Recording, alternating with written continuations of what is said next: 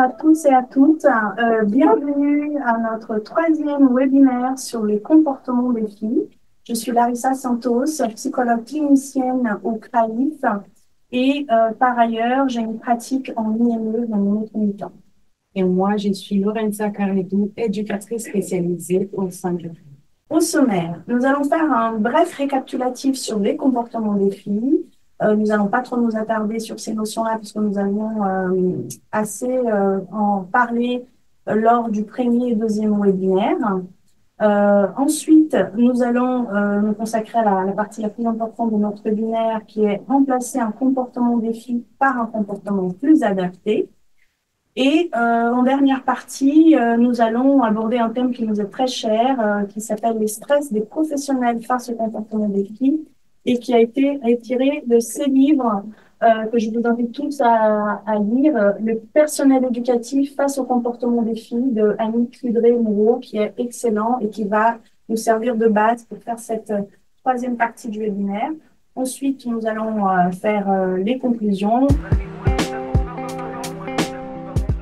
On va commencer avec ce webinaire avec une définition assez concise donc, de ce que c'est un comportement des filles, puisqu'on a déjà abordé le sujet lors de 2 webinaires précédents que je vous invite d'ailleurs à aller voir. Donc, nous parlons de comportement des filles quand on est face à un comportement d'une intensité, une fréquence ou une durée telle que la sécurité physique de la personne ou d'autrui est mise en danger. Et nous pouvons également parler du comportement des filles lorsque ce comportement empêche à la personne d'accéder aux apprentissages. On va parler un petit peu aussi brièvement du pairing, parce que j'ai eu beaucoup de plaisir à vous en parler lors du premier webinaire où on parlait beaucoup de la prévention des comportements des filles. Alors, c'est vrai que je dis toujours aux équipes et aux professionnels que ce n'est jamais une perte de temps. Le pairing, c'est même la première chose à faire lorsque vous rencontrez une personne autiste. Parce que quand vous rencontrez une personne TSA, vous êtes à la base un stimulus neutre pour cette personne. Et c'est selon la relation que vous allez amorcer avec cette personne-là qui va faire de vous un stimulus plaisant ou un stimulus déplaisant pour cette personne-là. Donc, l'importance du pairing, elle est exactement là, c'est-à-dire que il faut que vous deveniez pour cette personne-là un stimulus plaisant. Donc, faire du pairing, c'est s'associer à cette personne en créant effectivement une relation de confiance, en créant un lien positif entre elles. Donc, on a longuement parlé lors du webinaire sur la prévention de comment effectivement faire des pairings. Là, on va vous parler rapidement, donc, les pairings avec les personnes, c'est dont je viens de vous en parler. Ensuite, nous avons le pairing avec les objets. Oui, donc, alors l'intérêt de faire du pairing avec les objets, c'est principalement d'élargir les centres d'intérêt de la personne. Donc, l'idée, c'est d'associer un objet ou une activité plaisante avec un objet ou une activité qui est neutre. Donc, nous avons 2 manières de faire du pairing avec les objets. Nous pouvons en effet alterner donc l'objet plaisant et l'objet neutre, ou proposer en parallèle l'objet plaisant, donc ce qui est déjà un renforçateur, et l'objet neutre. La même chose quand il s'agit du pairing avec les lieux. Donc, c'est vraiment créer un lien positif entre quelque chose de plaisant et les lieux où cette personne elle se retrouve. Donc, il s'agit parfois de ne pas proposer toujours du travail lorsque vous êtes, par exemple, à table avec une personne TSA, mais de le demander d'associer à ces moments-là, à ces lieux-là, d'autres activités qui sont plaisantes pour cette personne. Donc, l'objectif, c'est vraiment que la personne, elle puisse aussi apprécier les lieux où les activités, elles se passent. Donc, c'est très important, c'est tout renforçateur que vous trouvez, que vous donnez à la personne, quand on fait du pairing, ils sont donnés gratuitement, sans consigne, sans exigence. Et c'est une fois que le pairing il est réalisé que vous pouvez introduire petit à petit des consignes. Donc, une autre chose très importante qu'on se permet d'insister, c'est que ce n'est pas parce que vous avez fait du pairing avec la personne qu'il faut arrêter. Il faut reprendre régulièrement les pairings pour que vous restiez toujours ces stimulus plaisants pour la personne. Un point fondamental, c'est de comprendre qu'il y a toujours au moins une fonction derrière un comportement. Je dis bien au moins une fonction parce que parfois, un même comportement peut en effet avoir plusieurs fonctions. Donc, un comportement ne se produit jamais, jamais dans le vide. Donc, nous devons toujours regarder les conditions dans lesquelles le comportement se produit. Maintenant, je vais vous donner une définition donc, de ce que c'est une analyse fonctionnelle du comportement. Cela a été également abordé lors des deux premiers webinaires. Mais bon, une analyse fonctionnelle donc, nous permet de mettre en évidence les relations fonctionnelles existantes entre le comportement de l'individu et l'environnement dans lequel le comportement se produit. Donc, cette analyse est basée sur la science ABA et vise à la modification du comportement donc en utilisant le renforcement ou l'utilisation des procédures spécifiques, comme par exemple l'évidence. Donc, l'idée est également celle de favoriser l'apprentissage des nouveaux comportements et l'objectif est celui de déterminer pourquoi un comportement apparaît et surtout dans quel contexte donc ça se reproduit et donc pourquoi ce comportement existe, pourquoi il ne s'exprime pas. Donc, pour ce faire, je vais vous prendre donc, un exemple, le comportement en question. Donc, l'enfant crie et se met au sol en conservant la tablette dans les mains. Donc, quel est l'antécédent de ce comportement? À la maison, donc l'enfant était en train de jouer sur sa tablette et le parent est allé le voir pour lui demander d'aller prendre le bain. Donc, l'enfant met en place un comportement de fille, donc crie et se met au sol. Et la conséquence est que le parent ne donne pas le bain. Donc là, la fonction du comportement est une fonction d'échappement de la situation. Et avec la conséquence que le parent a mis en place, donc n'est pas donné le bain, donc la probabilité que ce comportement, donc, crier et se mettre au sol, ça se reproduise dans d'autres situations d'échappement, est augmentée. Toujours sur ce récapitulatif des exemples en fait de fonctions du comportement des filles. Donc lors du premier webinaire, je me suis arrêtée longuement sur différents exemples. Hein. Ce ne sont pas des exemples exhaustifs des fonctions dans le comportement des filles, il y en a bien d'autres. Mais là, je vous en parle rapidement. Donc la recherche d'attention qui est quand même connue un peu de tous, des professionnels. L'autostimulation, hein, qui peuvent avoir effectivement une fonction de réduire une anxiété, voilà, qui peut faire partie un peu des rituels créés par la personne pour contrer l'anxiété. Ensuite, échappement à une contrainte. Donc, ça, c'est lorsque la personne, elle veut vraiment échapper à une demande sociale de tâches qu'elle va estimer contraignantes ou aversives pour elle. L'obtention de renforcement. Donc là, il s'agit effectivement d'obtenir des gratifications qui vont être tangibles ou des gratifications sociales. L'anxiété, donc les troubles, ils sont générés en vue d'échapper parfois à une émotion anxieuse. La résolution d'un conflit, donc parfois l'agression, c'est souvent une stratégie, on voit ça beaucoup chez les personnes autistes avec un TDI, donc une trouble de déficience intellectuelle, parce que ce qu'on constate beaucoup sur le terrain, c'est que ces personnes, elles vont avoir parfois du mal à établir de relations de cause à effet, hein, et qui vont parfois avoir un peu tendance à prêter des intentions hostiles à autrui. Donc ça, c'est quelque chose qui est important de prendre en compte.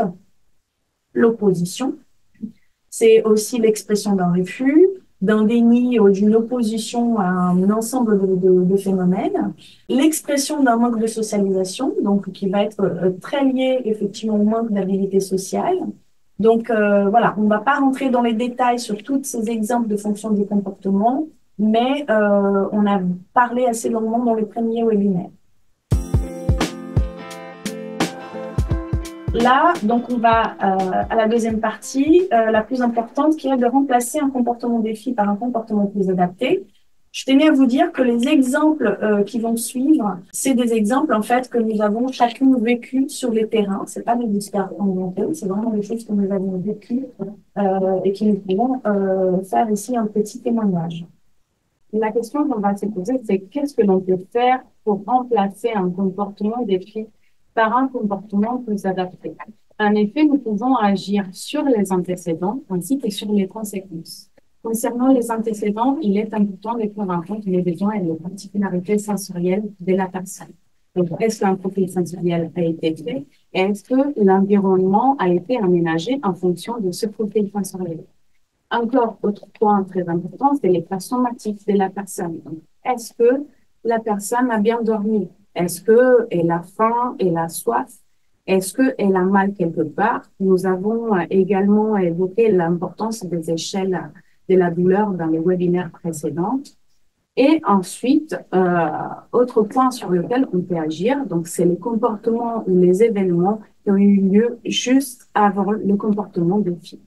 Donc, concernant les conséquences, nous pouvons renforcer les comportements adaptés, ignorer les comportements des filles et dans certains cas, nous pouvons également, par exemple, proposer la procédure de time-out que nous allons voir un petit peu plus dans les détails dans les slides suivantes.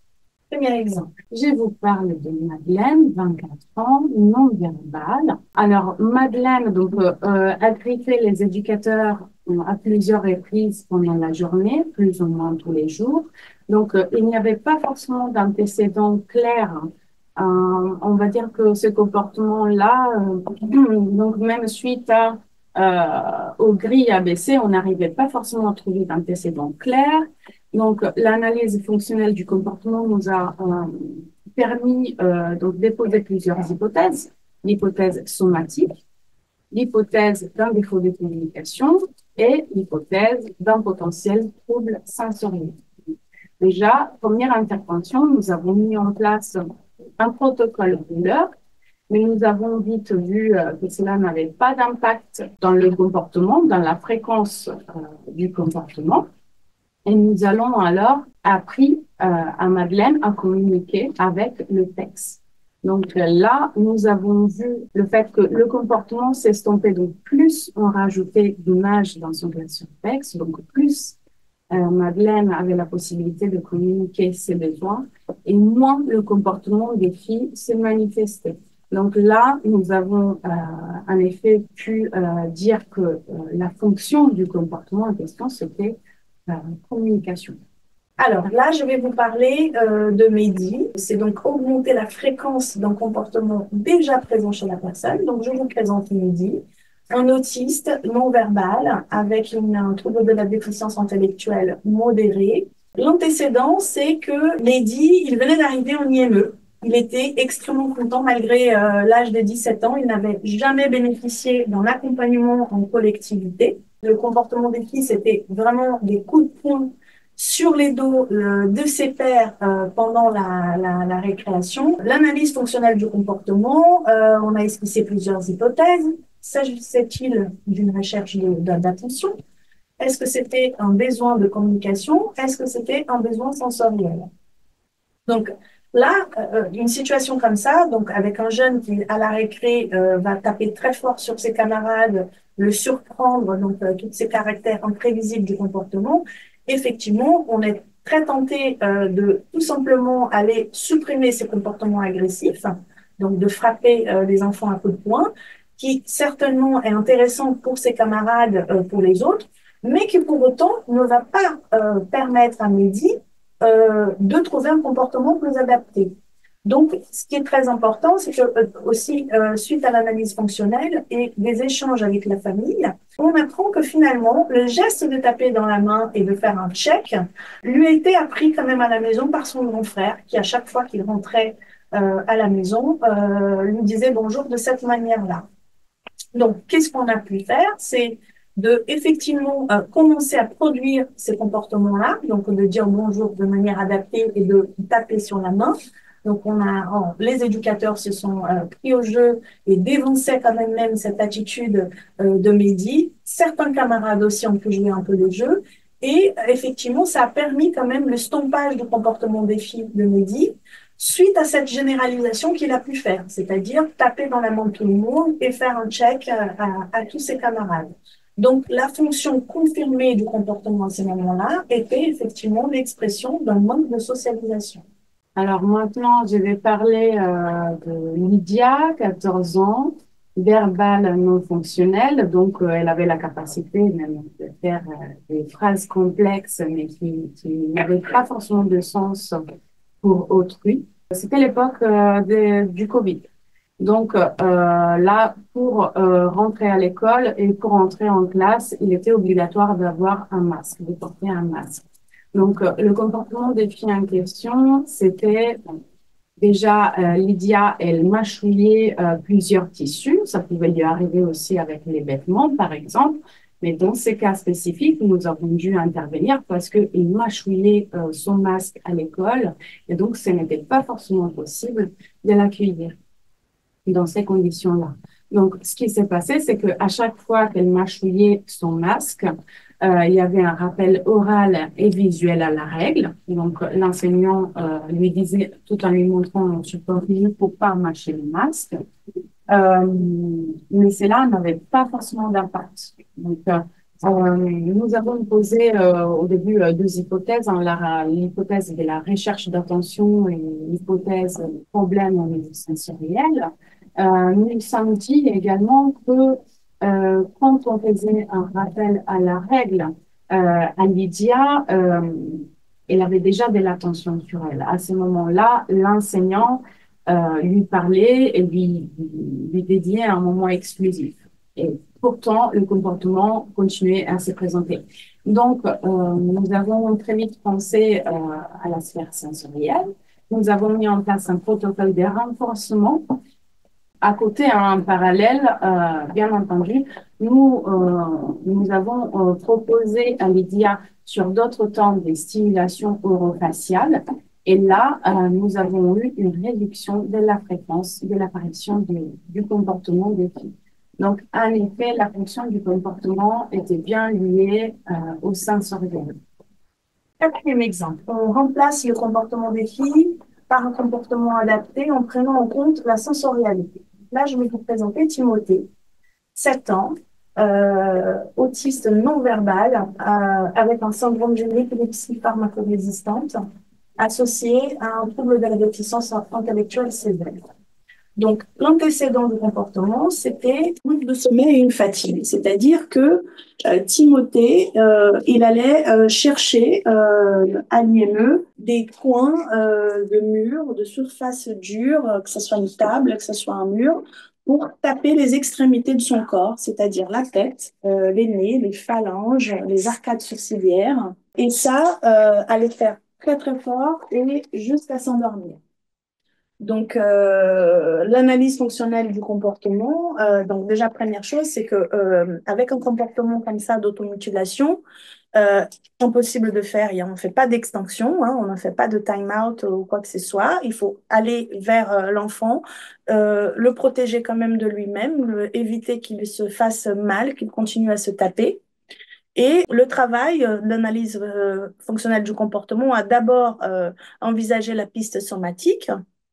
Donc, nous avons pu voir assez rapidement qu'il ne s'agissait pas d'une expression de la douleur, parce que lorsque Timothée avait mal, il pouvait le faire de manière différente. Et du coup, ça nous a permis d'aller vers la piste sensorielle. Donc, qu'est-ce qu'on a fait? On a fait une évaluation, un profil sensoriel de Dunn pour Timothée. Vous savez tous, ou à la plupart d'entre vous, qu'il existe plusieurs types de profils sensoriels possibles. Donc, il existe les plus connus, ce sont l'hypersensibilité et l'hyposensibilité. Or, il existe deux autres profils dans le profil sensoriel de Dunn, qui sont le profil de recherche des sensations et le profil évitement des sensations. Or, on le sait que ces deux profils-là, ce sont les profils qui vont créer les plus de comportements des filles. Dans les cas de Timothée, donc, son profil sensoriel a dégagé un profil potentiel qui était celui de recherche de sensations concernant les canaux vestibulaires et proprioceptifs. Qu'est-ce que ça veut dire? Ça veut dire que malgré que Timothée il soit hyposensible, il n'obéissait pas à son seuil neurologique et il allait justement chercher la sensation.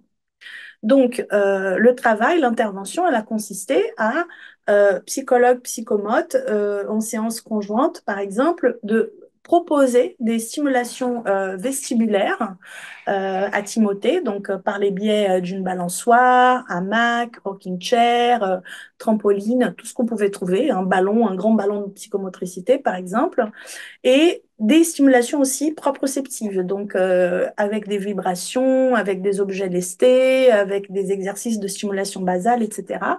Donc tout ça a été systématiquement pendant longtemps proposé à Timothée lors des temps calmes, lors des moments où on le voyait très fatigué.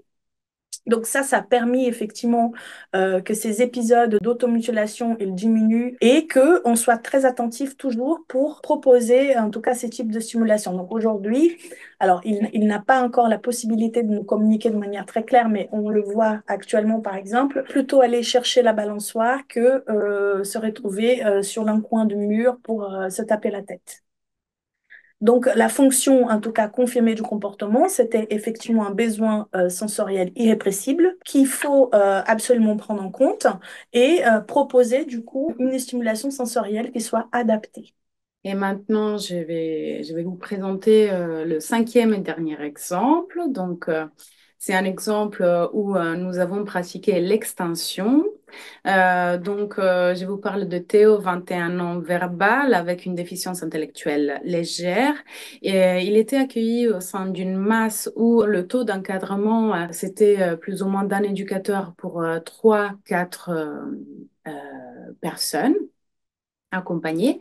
Donc Théo, chaque matin, il allait dire bonjour à tous les professionnels. Donc il y a un jour, sans faire exprès, il a touché la cuisse d'une éducatrice qui a forcément réagi. Donc ce qui s'est passé, c'est que l'éducatrice a tout de suite repris l'événement avec Théo. Il lui a dédié donc un temps exclusif pour bien lui expliquer qu'il y a certaines parties du corps de l'autre qu'il ne faut pas toucher. Donc là, à partir de ce moment-là, malheureusement, Théo a commencé à mettre en place un comportement défi, donc qui était toucher les cuisses des éducatrices, tout en verbalisant, il ne faut pas toucher les cuisses. Donc là, quelle était la conséquence face à ce comportement? C'est forcément la réaction de la part des éducatrices. Donc nous avons tout de suite pensé, alors soit à un défaut de communication, mais plus à une fonction de recherche de l'attention. Nous avons alors pratiqué l'extinction, donc nous avons ignoré le comportement des filles et en parallèle, nous avons proposé à Théo des temps exclusifs avec l'éducateur tous les jours pour plus ou moins 15-20 minutes. Ça lui a permis d'avoir quand même un temps exclusif avec l'adulte où il pouvait avoir des comportements adaptés. Et donc, en effet, cela a fonctionné. Le comportement des filles s'est complètement estompé. Et donc, la fonction du comportement était bien la recherche de l'attention. Alors, remplacer un comportement défi par un comportement plus adapté. Donc, on va parler un tout petit peu de ces procédures d'extinction. Donc, il s'agit effectivement de ignorer les comportements dans l'environnement et par conséquent supprimer effectivement tous les renforçateurs, mais également les punitions. Alors, c'est très important qu'on revienne un petit peu sur cette procédure d'extinction, parce qu'effectivement, l'extinction, elle n'apprend pas à la personne comment elle doit se comporter. Elle supprime un comportement sans pour autant en mettre un autre à la place. Donc, pour que l'extinction, elle soit efficace, on doit effectivement, certes, supprimer les renforçateurs positifs, mais on doit surtout appliquer cette procédure-là en la mettant quand même dans un protocole comportemental où des apprentissages aussi vont être mis en place. C'est très important. La procédure donc d'extinction, elle n'apprend pas à la personne comment elle doit se comporter, elle supprime un comportement sans mettre un autre en place. Donc faire qu'est de l'extinction, ce n'est absolument pas ce qui est préconisé, hein. Il faut que ça soit effectivement mis dans un programme un peu plus grand et un peu plus général d'analyse fonctionnelle. Et donc, attention, parce qu'en effet, l'extension, en soi, si on pratique que de l'extension, c'est inefficace, mais surtout, on ne peut pas appliquer cette procédure dans tous les cas. Donc, par exemple, dans le cas où une personne se met en danger ou met en danger les autres, cela n'est pas possible. Par exemple, si une personne joue avec un objet dangereux ou encore si une personne court dans la rue ou frappe l'un de ses compagnons et risque de les blesser ou encore si la personne s'automutile. Donc, on va en parler rapidement un petit peu de la procédure de time-out en français de temps mort. Donc là, on a pris une définition en fait de time-out de l'article de Frank Ramus pour ou contre les time-out qui va être dans la bibliographie de notre webinaire. Donc time-out au temps mort en français est techniquement défini comme toute procédure qui vise à réduire le comportement inacceptable de l'enfant en lui imposant une réduction des renforçateurs disponibles pendant une période brève, bien définie, conditionnée au comportement inacceptable. Alors, peut-être que le mot comportement inacceptable est plus choqué, mais en même temps, faut quand même utiliser les mots qu'il faut, comme a dit ma collègue, lorsqu'un comportement met en danger la personne ou autrui, il s'agit quand même d'un comportement inacceptable. Donc, la durée de l'isolement d'une procédure de time-out ou de temps mort, elle doit être très courte. Ça, c'est quelque chose que les gens, ils oublient et les dérives, justement, le problème de ces types d'application de procédures, c'est justement avec les personnes qui ne sont pas suffisamment bien formées et qui vont l'appliquer parfois en oubliant qu'il ne faut pas plus de 5 minutes maximum, parce que si vous laissez la personne trop longtemps comme ça, isolée, elle va forcément s'adapter à son milieu et elle va trouver des moyens aussi de s'auto-renforcer. Donc, c'est un type de procédure qui doit être parlé en équipe, qui doit être vraiment déterminé en l'avance. Et par exemple, si la personne, elle continue à présenter un comportement inadapté, malgré qu'elle soit isolée, on compte en fait les temps à partir du moment où la personne, elle cesse en fait le comportement des filles. Voilà, donc c'est une procédure qui consiste à placer la personne dans un temps déterminé et assez court. Il ne doit pas être utilisé, par exemple, lorsque la personne elle montre un comportement d'incompréhension, de manque de compréhension d'une situation, ou lorsque la personne, par exemple, elle a peur, elle montre la peur. Les temps morts, elle doit faire vraiment partie d'une méthode comportementale complète qui enseigne les comportements dont on souhaite, par exemple, qu'ils soient remplacés, voilà, dans les comportements problématiques. Donc, il ne s'agit pas de punir l'enfant. On sait que les punitions, elles ont fait largement preuve de leur inefficacité et que les méthodes comportementales efficaces, elles sont aujourd'hui basées sur un renforcement positif du comportement plutôt que l'usage des punitions. Alors là, on va attaquer notre dernière partie de webinaire. Donc, le stress des professionnels face au comportement des filles. Pourquoi on a choisi cette thématique? C'est déjà parce que c'est quelque chose qui nous semble pas suffisamment abordé. Il n'y a pas énormément de littérature scientifique là-dessus. Heureusement, Annick Culdré-Moreau a fait un livre là-dessus. Donc, c'est très important qu'on aborde ça parce qu'on sait que les attitudes psychologiques qui appartiennent aux professionnels, c'est des attitudes qui demeurent inconscientes. Donc, il ne faut pas avoir peur du mot. C'est des attitudes inconscientes et qui vont en fait biaiser les résultats que vous visez dans votre travail, dans votre pratique auprès des personnes TSA. Donc, les comportements réponses qu'on émet dans une situation rencontrée, ils vont résulter beaucoup des émotions et des croyances en fait que nous développons. Donc, c'est très important. On va essayer de vous expliquer un petit peu ce travail merveilleux que Annick Kurdéré-Moreau a réalisé. Oui, donc la littérature nous montre en effet que les sources de stress les plus importantes lors du travail avec les personnes qui ont des comportements défis sont, selon le personnel éducatif, le continuum, les difficultés de compréhension, l'imprédictibilité des troubles et l'absence des moyens efficaces pour y faire face. Voilà. Donc, nous savons que les comportements des filles apparaissent dans un contexte physique, hein, social et spécifique. Et de ce fait, l'idée, c'est d'analyser les éléments de ce contexte qui peuvent augmenter ou diminuer la fréquence, l'intensité et la durée d'un comportement. Donc, nous savons également que nous faisons bien partie du contexte. Donc, nous avons conscience que notre vécu subjectif dans les situations de comportement des filles peut nous permettre de déterminer donc les liens existants entre les pensées, nos émotions et également nos comportements. Donc, par exemple, face à un comportement des filles, nous pouvons nous poser la question: quel facteur m'appartenant a pu avoir un impact dans l'augmentation ou dans la diminution de la fréquence ou de l'intensité du comportement? Donc, nous avons plusieurs facteurs. Nous avons des facteurs individuels, comme par exemple donc nos traits psychologiques. Nous avons également les caractéristiques physiques qui jouent un rôle, aussi que le niveau de fatigue. Donc, par exemple, un jour, on sera plus fatigué, alors davantage, le comportement des filles sera un facteur de stress dans notre journée. Nous avons également des facteurs individuels liés à l'expérience. Donc, est-ce qu'on a déjà fait face à des comportements des filles ou pas? Et surtout, nos croyances, donc les croyances sur la personne, sur le contexte et sur le comportement des filles ont un grand impact.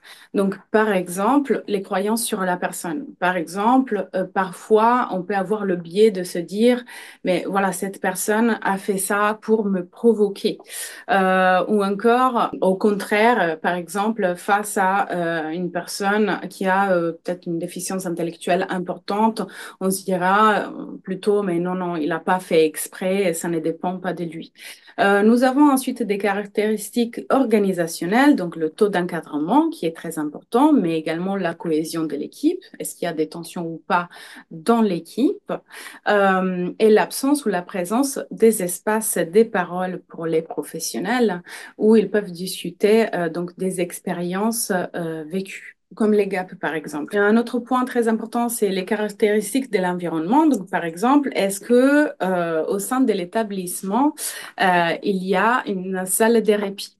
Et pour finir, nous avons donc les caractéristiques des personnes accompagnées, donc avec quelle intensité, quelle fréquence les comportements des filles se vérifient auprès de cette personne spécifique, et encore les spécificités de la personne. Donc, je reprends un point que j'ai déjà un petit peu évoqué. Donc, par exemple, le fait qu'une personne ait une déficience intellectuelle sévère fait en sorte que nous soyons un peu plus tolérants, entre guillemets, face à ces comportements des filles. L'importance de l'observation de nos réactions émotionnelles. Donc, se focaliser sur nos réponses émotionnelles, elle va nous permettre de prendre de la distance par rapport à la situation vécue. Alors, beaucoup de monde va me dire, c'est facile à dire, c'est très difficile lorsqu'on est en train de vivre une situation de stress face à un comportement défi, et on en l'entend tout à fait. Ce n'est pas un exercice très simple. Mais il est essentiel d'identifier en fait les croyances susceptibles d'apparaître lorsque nous nous confrontons à ce type de comportement-là. Parce que ces croyances-là, elles vont fortement influencer votre ressenti personnel et par ces biais, elles vont agir aussi sur votre manière de répondre face au comportement des filles. Donc, l'analyse, elle n'est pas simple, c'est quelque chose qu'on peut s'entraîner à faire et plus on le fait, plus on est quand même à l'affût quand même d'observer nos réactions, notre état émotionnel, plus on va quand même pouvoir faire les liens avec les pensées qui vont nous envahir à ces moments-là. Donc, si on n'observe pas nos réactions, on ne va pas devenir conscient en fait des émotions qui vont justement déterminer nos croyances. Quelles sont les questions à se poser face à un comportement défi? Donc, dans la situation donnée, quels facteurs contextuels ont pu jouer un rôle dans mes réactions, par exemple? Ou encore, quels facteurs m'appartenant ont pu jouer un même rôle? Quels sont les thèmes redondants qui apparaissent au sein de mes pensées et mes croyances? Et encore, quelles sont les émotions récurrentes que je ressens à chaque fois que je suis face à un comportement défi ou après un comportement défi? Et quel lien je peux dégager entre, donc on revient toujours à ces triangles-là, émotions, pensées, croyances et comportement-réponse. Alors, on va vous donner un exemple. Vraiment, ça, c'est un tableau qui a été extrait du livre qu'on vous présente là et qui montre en fait donc une grille de gestion du stress. D'accord? Donc vous avez là, le but de cette grille, c'est quoi? C'est justement de pouvoir repérer pour vous et définir en fait les patterns de fonctionnement dans ces situations, c'est-à-dire les fonctionnements que vous avez et qui vont apparaître dans l'organisation de vos émotions et de vos pensées et par conséquent de vos comportements. Donc, par exemple, si on regarde la première grille, donc c'est la définition du stresseur, d'accord? Donc, il y a comportement défi là. Donc, là, la description de la situation, c'est assise avec J sur le canapé du salon en train de regarder la télé. Bon, je me penche pour prendre la télécommande, J m'agrippe le bras et me plante les ongles sur ma peau. Donc, aspect imprévisible et dérangeant pour moi, d'accord? Donc là, elle a décrit les situations de comportement de fille que la personne lui a posées dans sa pratique et vous voyez l'objectivité quand même aussi de la description, c'est-à-dire que il faut éviter d'utiliser des notions un peu de jugement, donc elle m'a agressé, etc. Il faut vraiment essayer de décrire le comportement au plus près de comment il s'est passé. Donc, elle a dégagé des aspects objectifs du trouble, hein, qui l'ont aussi les plus dérangés. Donc, comment elle a fait? Qu'est-ce que la personne elle a fait, hein? Qu'est-ce qui me l'a plus gêné dans ces comportements-là? Donc, elle a noté. Sur la colonne 2, on voit déjà l'impact émotionnel du stresseur. Qu'est-ce que ça veut dire là? Ça veut dire que le professionnel là, elle s'est focalisée sur ses réponses émotionnelles au stresseur. Donc, on va voir ses réponses. Donc, qu'est-ce qu'elle a noté? Elle a noté, j'ai eu mal au bras. J'ai une tension dans la nuque et dans les épaules. Je ressentis de la colère, je ressentis de la culpabilité. Vous voyez? Donc parfois, il peut être vraiment utile de spécifier le ressenti corporel afin qu'on puisse vraiment définir un peu l'émotion qu'on a ressentie à ces moments-là.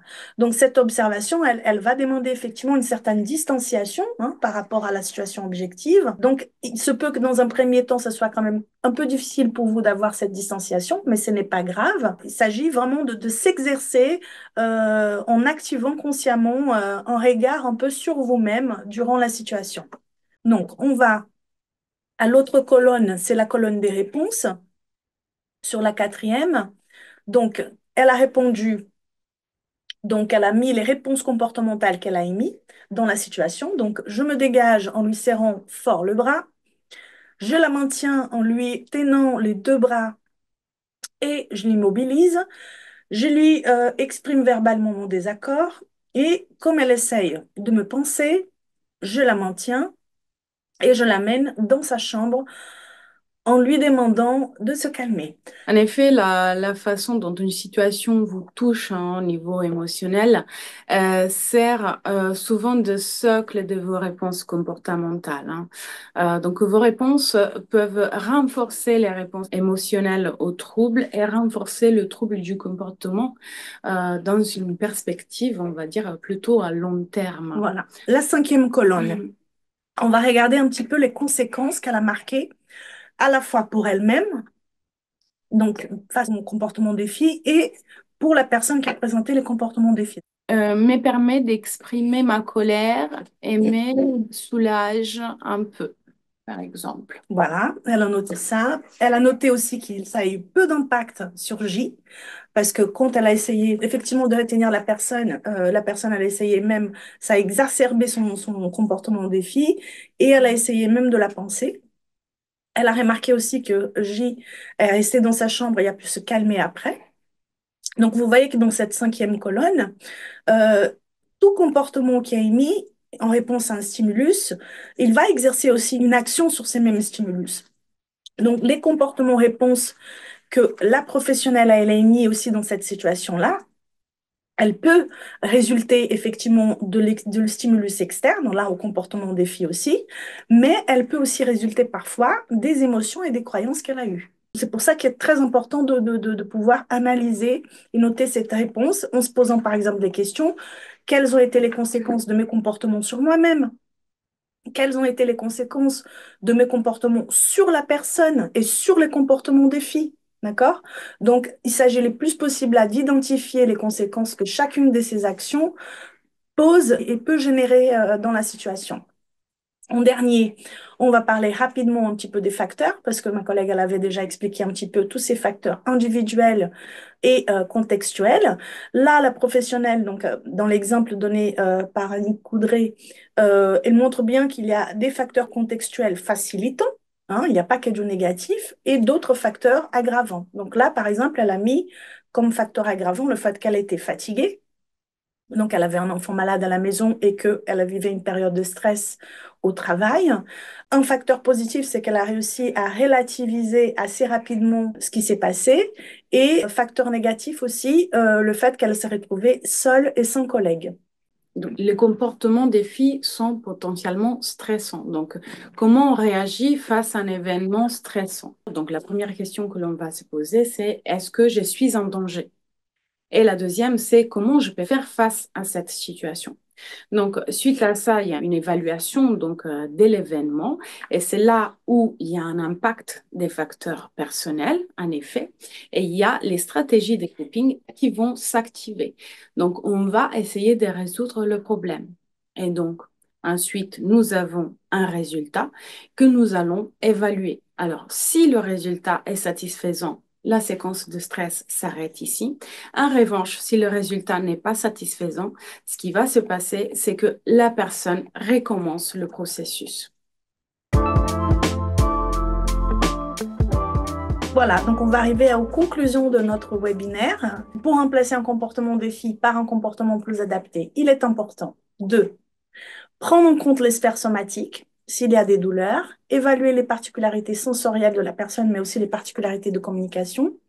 Donc, favoriser la communication avec une méthode de communication alternative augmentée, accompagnée de manière individualisée, structurée et adaptée.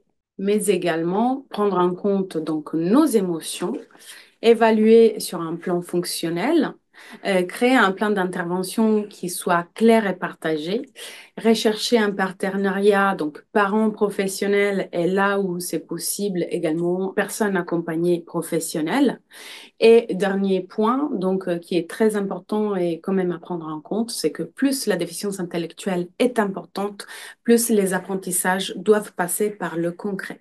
Voilà, donc pour accompagner les professionnels dans la prévention des comportements des filles, on vous invite à regarder les deux premiers webinaires. Également sur les sites du CRAIF, les sites CRAIF Formation, vous avez pas mal de sensibilisation, vous avez la plateforme IFLAP, il y a plein de choses à regarder qui sont gratuites pour vous former sur le trouble du comportement. On va mettre surtout la bibliographie de ce qu'on a utilisé pour ces webinaires, donc surtout les livres de Annick Cudray-Moreau, donc le personnel éducatif face au comportement des filles, manuel de gestion du stress dans l'intervention auprès des personnes avec une déficience intellectuelle. Je vous invite aussi à regarder l'évaluation, l'intervention, la pratique de l'intervention individualisée et l'article sur les time-out de Franck Ramus dans la revue que vous pouvez trouver en ligne, Ramu Méninge. Et on peut aussi dire que les deux livres que l'on cite sont empruntables ici au CRAIF, dans le centre documentation. De la Maison de l'Autisme. Voilà. Et on vous fait la pub du prochain et dernier webinaire sur les comportements des filles, qui aura comme titre Gestion de crise et empathie, les jeudis 12 décembre de 17h à 18h.